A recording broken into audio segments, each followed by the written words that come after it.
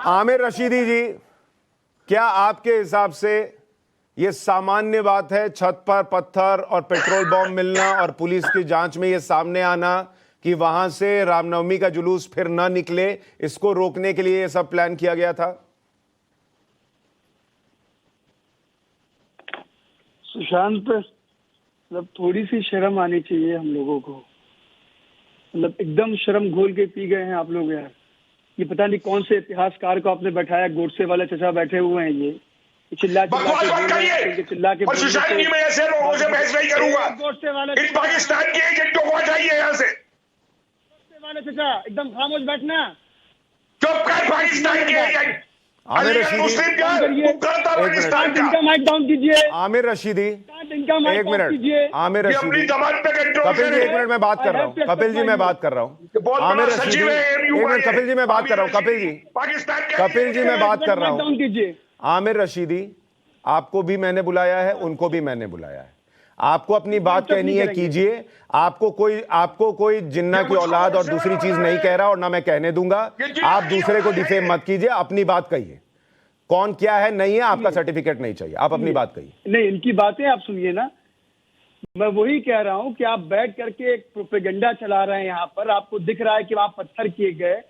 अच्छा, ये कौन सा तरीका है कि रमजान के महीने में जहां पर असर की नमाज हो रही हो वहां पर आप जुलूस लेकर के जाएं और मस्जिद के गेट पे रोक करके आप मस्जिद के गुंबद पे चढ़ करके इनका माइक ऑन कीजिए पहले आप।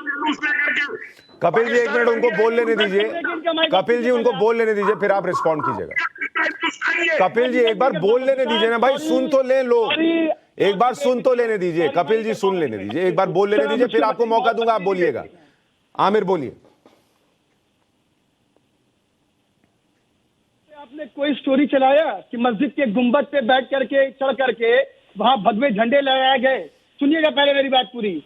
उसके बाद 20 वीडियो चल रहे हैं सोशल मीडिया पे जहां मस्जिद के सामने आपत्तिजनक नारे लगाए गए। समुदाय विशेष को बोला गया कि पाकिस्तान भेजेंगे, टोपी वालों को पाकिस्तान भेजेंगे। उसके बाद जो कार्रवाई हुई वहां पर, सरकार ने मध्य प्रदेश के अंदर एक तरफा कार्रवाई की। अगर किसी पे कोई मुकदमा हुआ, कोई विक्टिम है, तो वो कोर्ट फैसला करेगा कि वो मुजरिम है कि नहीं है, है कि नहीं है। अभी कोर्ट ने कुछ क्लियर नहीं किया। अभी उस पर आईपीसी के मुकदमे दर्ज हुए। अगले दिन वहां पर मकान गिरा दिए गए बुलडोजर से। वहां का एसपी खड़ो के ऑन वीडियो ऑन कैमरा कह रहा है कि मैं इनके मकान गिरा दूंगा। किसी के बाप का हिंदुस्तान है। देश कानून से चलेगा या किसी के एक आइडियोलॉजी से चलेगा? इस पे आपने कोई डिबेट किया? आमिर रशीदी, बता रहा है, मैंने आपको बहुत धैर्य से सुना। आप दिखाइए मुझको। आमिर रशीदी, मैंने आपको धैर्य से सुना, अब मेरा जवाब सुनिए। समुदाय विशेष के खिलाफ जहर उगलेंगे। समुदाय विशेष बोलकर अपने जहर को दबाने की जरूरत नहीं है। मुसलमान डायरेक्ट बोलिए। मैं छुपा छुपा के बात नहीं करता, सीधी सी बात, पहली बात।